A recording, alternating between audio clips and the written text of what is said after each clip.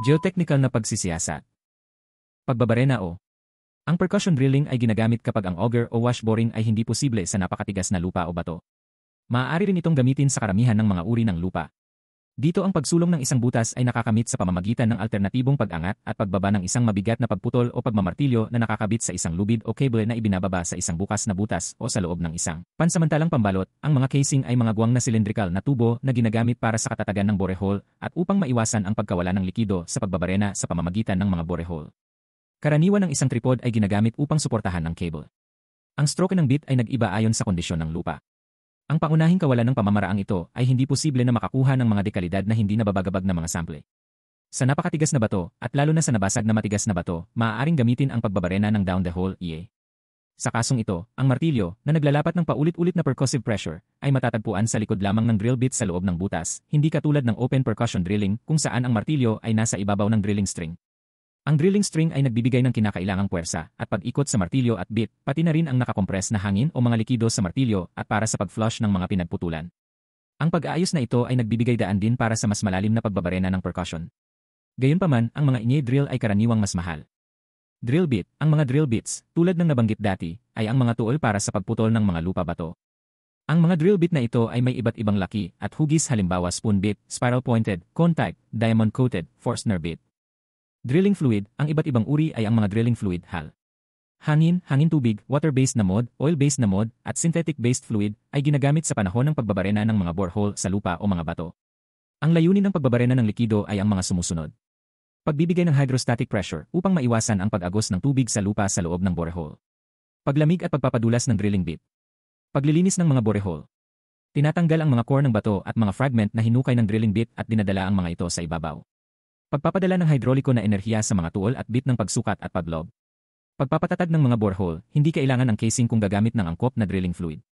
Percussion o cable drilling.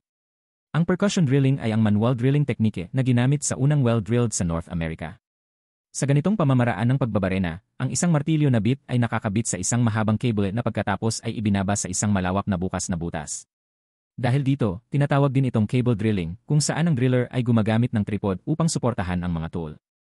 Sa pamamagitan ng pagbabalik-balik sa bit, ang aksyon ay lumuwag sa lupa sa borehole, na pagkatapos ay nakuha sa tulong ng isang baler. Sa pagitan, ang bit ay tinanggal habang ang mga pinagputulan ay sinuspinde sa tubig, na pagkatapos ay alisin sa pamamagitan ng pumping sa ibabaw. Ang percussion o churn drill ay naghuhukay ng patayong butas. Ginagamit nito ang prinsipyo ng malayang bumabagsak na bit ng pait na nakasabit sa isang cable kung saan ang percussive motion ay ibinibigay ng isa sa iba't ibang uri ng power units. Ang mga power unit ay manual lift and drop, compressed air, at electrically driven winches. Ang tungsten carbide bit na nilagyan ng martilyo ay itinataas ng ilang metro at pinapayagang bumagsak, larawan 2.6 para tumama sa ilalim ng butas. Ang proseso ay nagpapatuloy ng sunod-sunod. Ang pag-ikot ng paggalaw ng bit ay dumudurog at nag-scrap sa lupa, at sa gayon ay hinukay ang isang butas.